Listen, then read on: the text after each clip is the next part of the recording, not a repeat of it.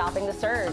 Get vaccine boosted and get paid. Mayor de Blasio's big incentive to get more New Yorkers protected against Omicron. We've got chilly temperatures and rain moving in on this first night of winter. Plus, how some Jersey Shore residents are celebrating Christmas on the beach. This is News 4 Now for Tuesday, December 21st. I'm your girl, Kay Ingram. Now, the city's fight against the Omicron variant is heating up. More COVID test sites are opening around the city today to try to meet the high demand for testing amid the surge of infections. At some local sites, people waited hours to get tested yesterday. Mayor de Blasio says by the end of the week, 23 more sites will be up and running. And to convince more people to get their vaccine booster shots to fight Omicron, the mayor announced this.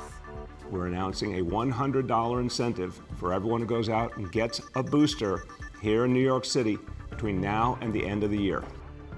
Breakthrough infections are jolting the city's pandemic rebound to its core, prompting the mayor and health officials at all levels of government to urge fully vaccinated people to get the extra booster dose of protection. A new mandate is now in effect in the city of Newark. Mayor Roz Baraka signed an executive order yesterday requiring masks in all indoor public places. That includes restaurants and bars, unless you're actively eating or drinking. Baraka says Newark has seen an average of 561 new COVID cases over the last 3 days. That's compared to just 30 before last week's surge. In Stamford, Connecticut, that city's mayor is issuing an executive order requiring face masks in all indoor public places, regardless of vaccination status. The mandate goes into effect tonight at 8. The Omicron surge has forced the Mount Vernon school to go all remote learning starting tomorrow. A new letter sent to families says schools will reopen on January 18th. All students and staff will be required to take a COVID test before going back into classrooms. Families can pick up test kits at their schools on January 3rd. Several Broadway shows have decided to cancel performances for the rest of the week because of COVID outbreaks among cast and crew members. The list includes Hamilton, Aladdin, Dear Evan Hansen, Hadestown, and MJ the Musical. Meanwhile, a surprise announcement from the producers of Jagged Little Pill. They say the show, based on the music of Alanis Morissette, has ended its Broadway run. Its final performance was last Friday. We've got some rain moving in tonight. Also, chilly temperatures stick around, but thankfully, we should stay above freezing where it matters most. You can see a little temperature tour around the region. After midnight, we see rain moving in, but notice these temperatures, they don't really dip below freezing across Long Island. That's where we're going to see a lot of rain. North and west of town, yes, it'll be cold with temperatures in the 20s, but we're not going to see as much rain there. That's good news. We're not too concerned about freezing conditions. Bayonne low of 36 degrees, so certainly chilly. In the city, though, we stay well above freezing. Our low temperature tonight, 37 degrees. All right, let's track that rain hour by hour. For the evening commute, keeping it dry. Nothing happening yet. It's really after midnight we start to see the rain pushing on in from south to north. Notice that pink here. There could be a little bit of a wintry mix in our north and west counties, but most of the rain stays close to the coast here after midnight. That early commute, 4 a.m., could be quite soggy across Long Island, and that continues to push away as we head towards the morning. Most of us here on the East Coast don't usually think about celebrating Christmas on a beach. But as New York Live shows us, that's not true for some folks down at the shore.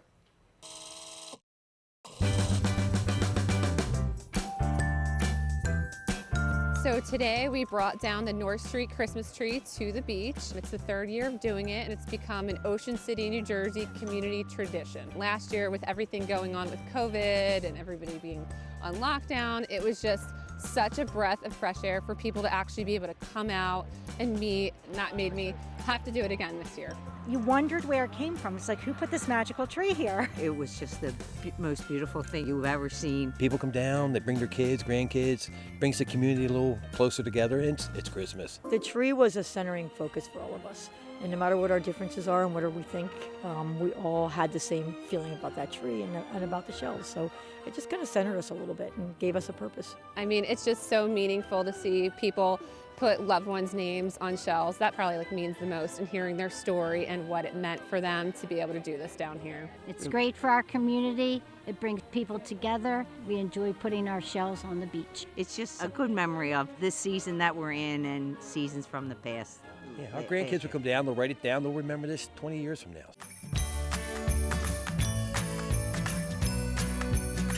For me, it's just a simple act that has in return given me so much back, which has been, it's just been great. It's the most rewarding thing in my life that I've done. Just hearing people's stories, what it meant to them just means so much, and it makes you feel so good for doing something so simple, and it means so much to them. This beach is home to all of us, and we all just kind of join together that way. Whether where you come from, it's almost like when you think back to the show Cheers. This is our bar, and this is where we all come to meet each other. We may not see each other for 6 months, but when you come back again, you're just back home again, and everyone who's here is part of your home. It's home. It's small town home.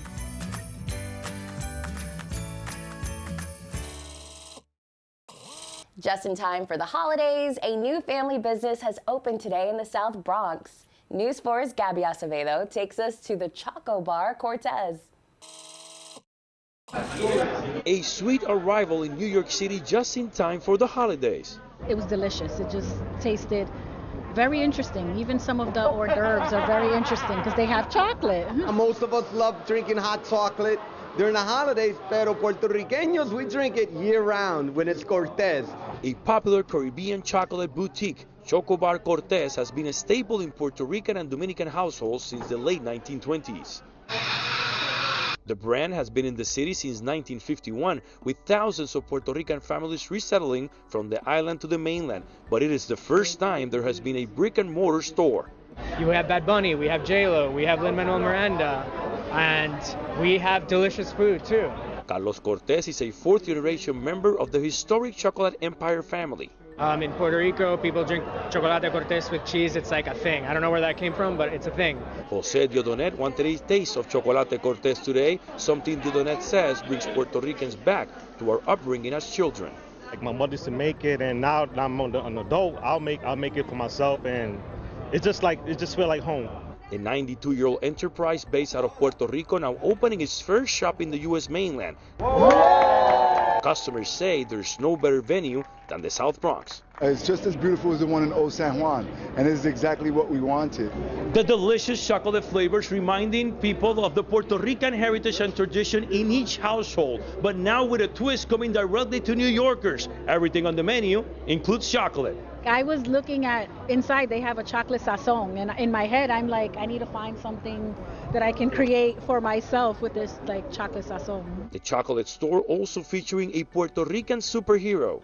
This is a new opportunity to reconnect to a diaspora of Puerto Ricanos, 6 million of us that are across the United States, through our stories of La Borinqueña, but inside of the chocolate bars.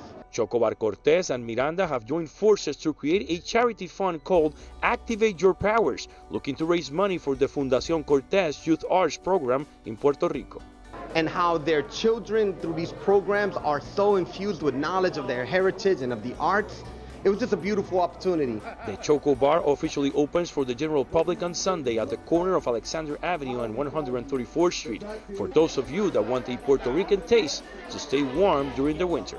I think people are going to love it because it's very hard to find people that don't like chocolate. You can feel it, you can see it, and you can smell it in the hot chocolate that's brewing in the back. For New York Latino, reporting from the Mud Haven section of the Bronx, Gabby Acevedo, News 4, New York. All right, fam, thanks for joining us. We'll see you back here tomorrow.